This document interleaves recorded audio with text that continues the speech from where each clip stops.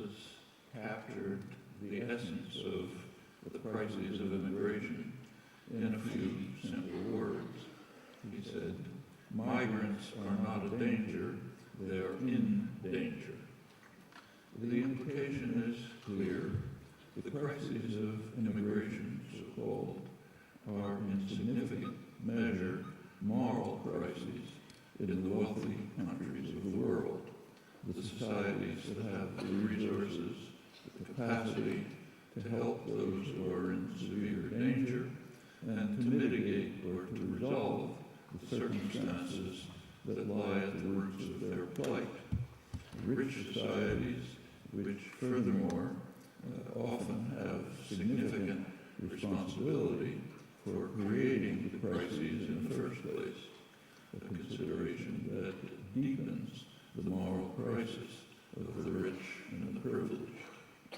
Reflection on these matters is, I think, essential if we're to face the moral crises honestly and realistically, which is a prerequisite to a humane and constructive response to the enormous human problems right before our eyes, now and very likely to become far worse in the near future unless decisive actions are undertaken. And it is instructive, I think, to reach for these reflections, to reach beyond the events that are before our eyes, which are shattering enough, including the report in yesterday's edition of El País that more than 4,000 desperate refugees have drowned in the Mediterranean this year, fleeing from misery and violence. Migrants are not only in danger, but commonly in extremely severe danger, as we see every day. That is not to deny that migrants can sometimes become a serious burden on the society that receives them. The most extreme case is a devastating catastrophe that is rarely considered a crisis of immigration, though it should be. The rise of settler colonial societies, where the migrants arrive with the intention of displacing or exterminating the indigenous population, the most savage form of imperialism, and indeed the foundation of much of modern global society. The most prominent cases are the world's richest and most developed countries. We cannot properly use the term crisis of immigration in such cases. It's far too mild. A better description would be the words of U.S. President John Adams, the intellectual author of the doctrine of manifest destiny that justified the settler conquest of what is now the United States. In his later years, reflecting on what he and his associates had been doing, he lamented the fate of that hapless race to preserve the institution of slavery from the growing opposition to slavery in England. The history of slavery, much of it just being unearthed by contemporary scholarship, is horrifying, and as in the case of the remnants of the settler colonial onslaught, the aftermath remains grim today. It should be unnecessary to the extent possible, while keeping to less colossal crises of immigration. The country most severely affected by the flood of refugees today is Lebanon, a poor country where some 40% of the population are refugees, some from recent wars in Iraq and Syria, many of them tracing back to Israel's expulsion of Palestinians in 1948. In Lebanon and elsewhere, the descendants are still confined to miserable camps. Jordan, too, absorbed the huge refugee population, as did Syria before its recent cataclysm. The poor African country of Kenya has hundreds of thousands of refugees, mostly fleeing from violence and repression in Somalia.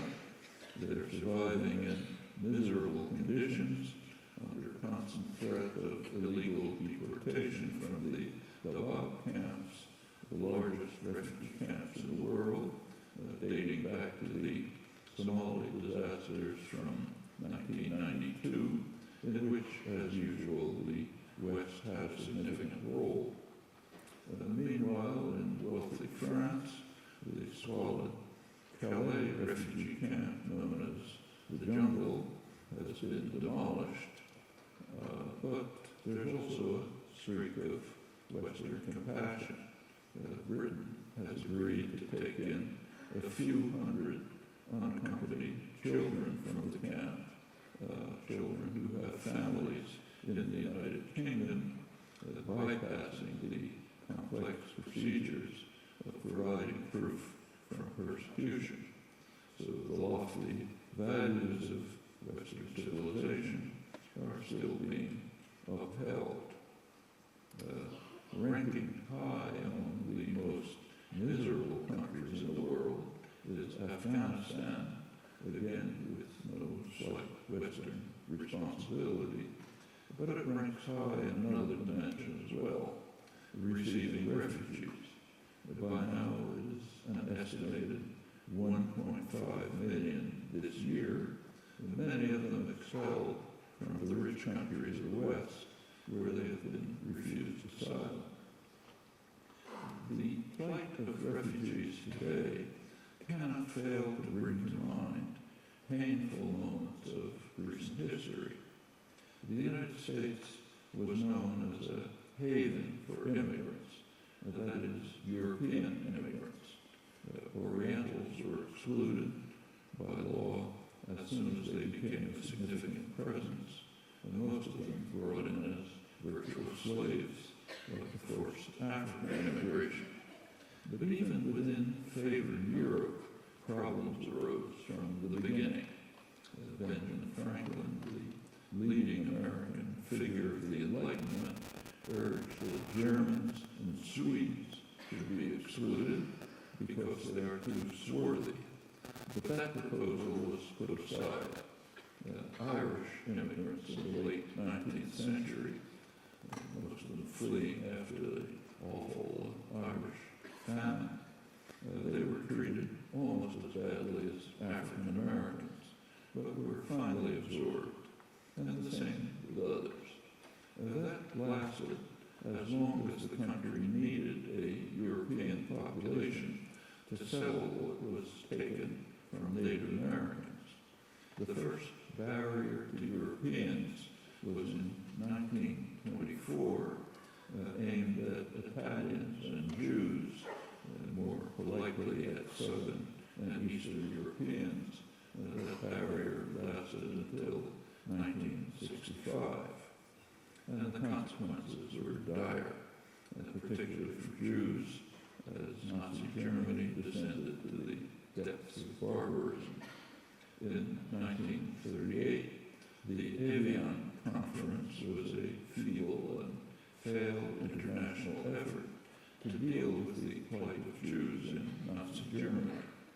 The one enthusiast was Adolf Hitler, who expressed his hope, in his words, that the world, which has such deep sympathy for these criminals, Jews, will at least be generous enough to convert this sympathy into practical aid. We, on our part, are ready to put all these criminals at the disposal of these countries for all I care, even on luxury ships. Only the Dominican Republic and Costa Rica were willing to offer help. The result was a green light for genocide, to borrow the title of a scholarly study of the Evian Conference. And even after the war, when Holocaust survivors were still living in concentration camps under miserable conditions, and there was no longer any question about the hideous crimes. The barriers were maintained. It's an ugly story that should be better known, more time to go into here, and one that tells us something about the Western values that are coming to the fore again today. One partial exception to the general pattern of refugee absorption today by the poorest countries is Turkey. It's an OECD member with a modern, developed, and highly productive society, but also at the low end of the OECD, and still relatively poor in social and economic development. In the United Nations Human Development Index, Turkey is ranked 72nd, even below Lebanon and Iran, another country that has absorbed much of the detritus of the Western rampages in the region. Turkey houses 2.5 million refugees, including the bulk of those fleeing the Syrian horrors. 90% of these are estimated to be women and children. And Turkey has now largely closed its doors to the tens of thousands of desperate people fleeing the latest horrors, which are so grotesque right now in Aleppo under the cruel aerial assault of the Assad government and its Russian allies. Tens of thousands of them are stranded at the border, with many more to come. In response, the rich European countries pressure and bribe Turkey to absorb even more refugees and to keep them away from its borders, while harshly condemning Turkey for closing its own borders. I'm no fan of Prime Minister Erdogan, but his charges of hypocrisy are hardly without merit. The September report of the UN High Commissioner for Refugees outlines the scale of the Syrian migrant crisis. Some 11 million Syrians have fled their homes in the past 5 years of escalating destruction. 13.5 million Syrians are in need of humanitarian assistance within Syria. Almost 5 million have fled to Turkey, Lebanon, Jordan, Egypt, and Iraq, while 6.5 million are internally displaced within Syria. 1 million have requested asylum in Europe. The top receiving countries of the European Union are Germany, with more than 300,000 accumulated applications, Sweden with 100,000. Others have a much more pathetic record. The United States is far behind, having absorbed only a few thousand. The United States is not only the richest and most powerful country in world history with incomparable advantages, but also has major responsibility for generating the refugees who have been fleeing, and still are, the millions from Iraq alone, and not to speak of the consequences of the U.S.-British invasion elsewhere in the region. The record of Britain is hardly better, and part of the motive of Brexit seems to be to make the record even worse. We should never overlook the fact that the U.S.-UK invasion of Iraq, the source of a large part of the migrant crisis today, was a textbook example of criminal aggression without any credible pretext.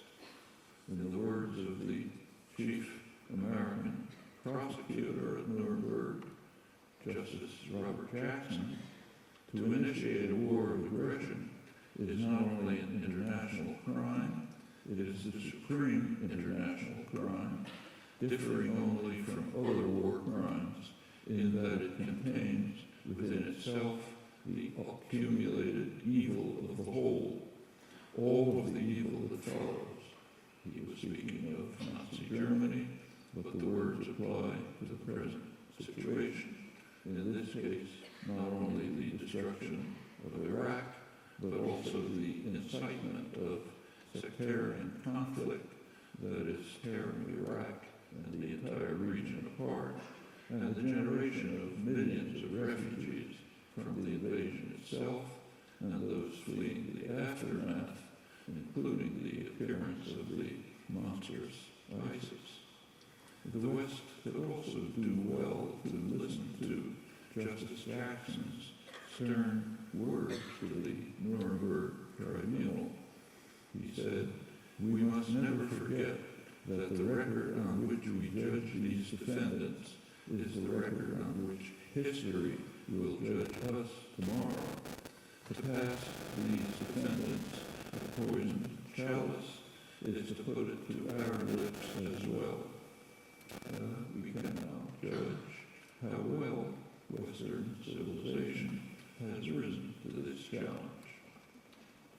These reflections apply not just to the torrential flight of refugees from Iraq and its aftermath, but also to the so-called refugee crisis more generally.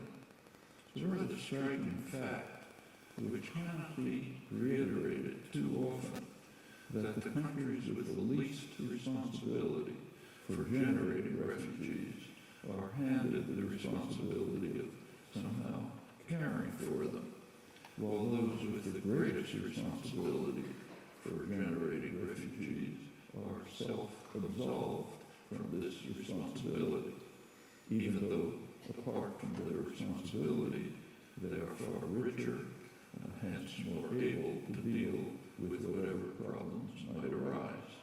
And that holds not only for refugees fleeing Middle East disasters, but also for the refugees fleeing the wreckage left by U.S. intervention in Central America, and those fleeing Honduras, the leading source of refugees since the Obama-backed military coup of 2009 that expelled the reformist president, restored the harsh, brutal rule of traditional elites, turning Honduras into one of the murder capitals of the world.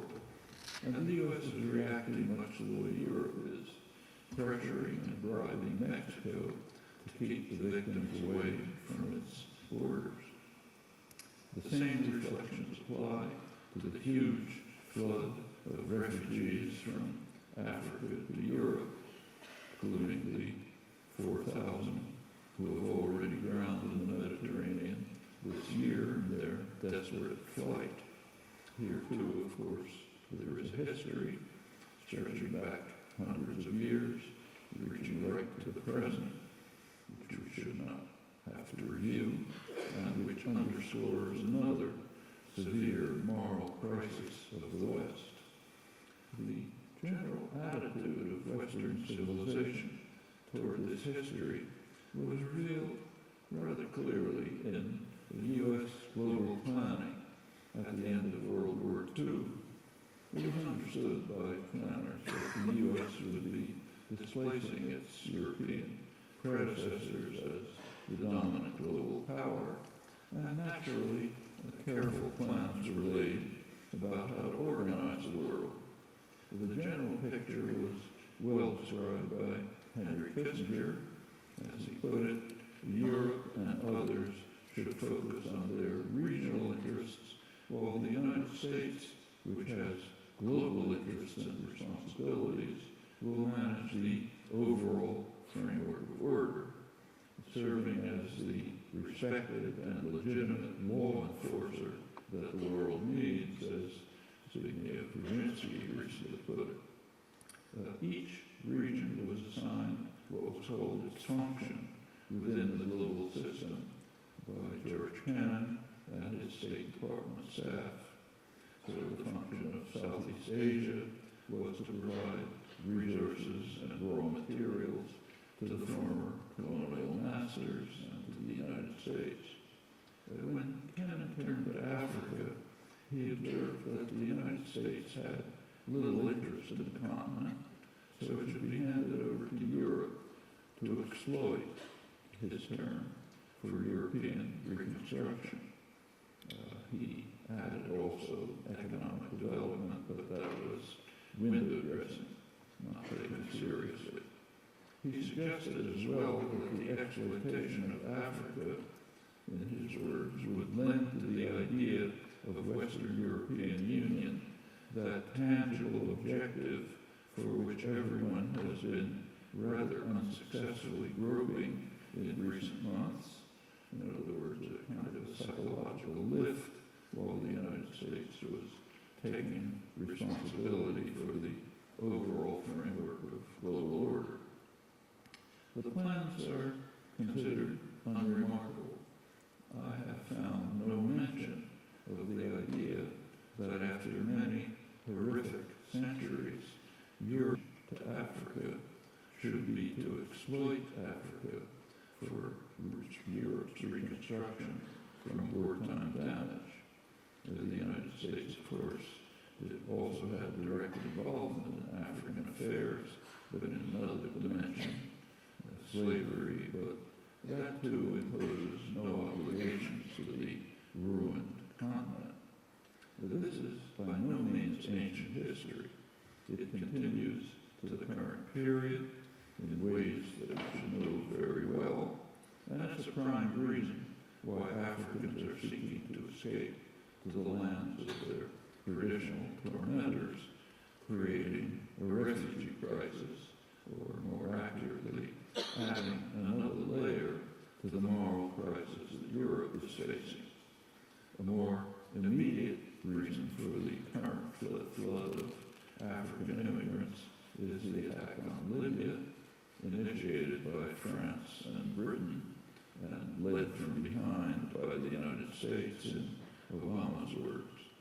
The attack on Libya greatly increased casualties by a factor of 10, according to an analysis in the major U.S. establishment journal, Foreign Affairs, also leaving the country Iraq, torn to shreds by warring militias.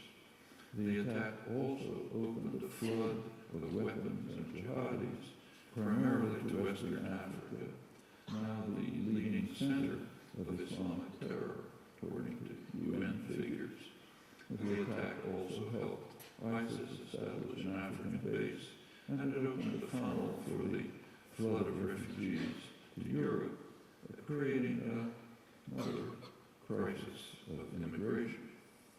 It's of considerable interest that throughout the Libyan crisis, the African Union put forth serious and feasible proposals for peaceful diplomatic settlement, which might well have avoided the catastrophe.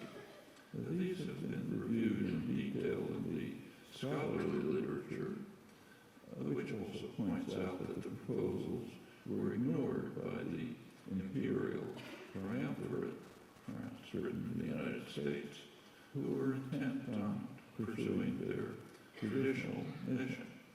And for the masters of the world, Northern Africa is not a regional interest of Africa, but rather of Europe, and more generally of NATO, now that its mission has been expanded after the fall of the Soviet Union. Another relevant question is whether Africa might have developed had it not been for Western conquest. Perhaps so. One of the leading historians of Africa, Basil Davidson, wrote that modernizing reforms in West Africa in the mid-19th century were similar to those implemented in Japan at about the same time, and he argues that the potential for development was in substance no different from the potential realized by the Japanese after 1867. Elaborating on this, an African historian comments that the same laudable object was before both of them, but the African's attempt was ruthlessly crushed and its plans frustrated by imperial force. West Africa therefore joined the Third World, but not Japan, the one part of the global South that resisted colonization and the one part that developed with its colonies. Japan was a brutal colonizer, but its former colonies, Taiwan and South Korea, had followed the state-led development programs that Japan had borrowed from Britain and the United States, rejecting the Western-imposed neoliberal model. 60 years ago, South Korea was about at the economic level of Ghana. The outcomes are quite different. Taiwan as well, of course China, which also rejected the Western development programs designed for the colonial and post-colonial world. Questions like these should be explored when confronting the moral crisis that the migrant flow has created in the West. The migrant crisis extends far beyond the flight of refugees from violence, chaos, and harsh repression. The huge droughts are already threatening survival for hundreds of millions of people. And there are also factors in some of the most horrendous conflicts, as in Darfur and North Syria. Some 25 million people are displaced by disasters such as floods and storms every year. It's predicted an increasing effect of global warming. That's one person every second, considerably more than those fleeing war and terror. And the numbers are bound to increase, particularly as the huge Antarctic glaciers continue to melt, as they are now doing ominously.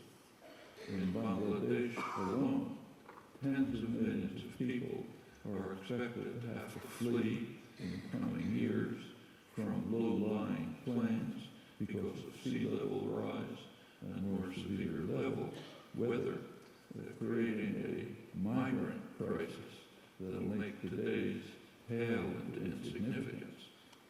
Once again, this coming crisis of immigration poses a severe moral crisis for the rich societies. With considerable justice, Bangladesh's leading climate scientist says that these migrants should have the right to move to the countries from which all these greenhouse gases are coming. Millions should be able to go to the United States and to the other rich countries that have grown wealthy while bringing about a new geological era, which geologists call the Anthropocene, marked by radical human transformation of the environment. These catastrophic consequences can only increase, not only for Bangladesh, but for all of South Asia, as temperatures, which are already intolerable for the poor, inexorably rise and the Himalayan glaciers melt, threatening the entire water supply for South Asia. Already in India, some 300 million people lack drinking water. We may soon be facing indescribable catastrophes unless we act quickly and decisively. Returning finally to Pope Francis's words, migrants are indeed in danger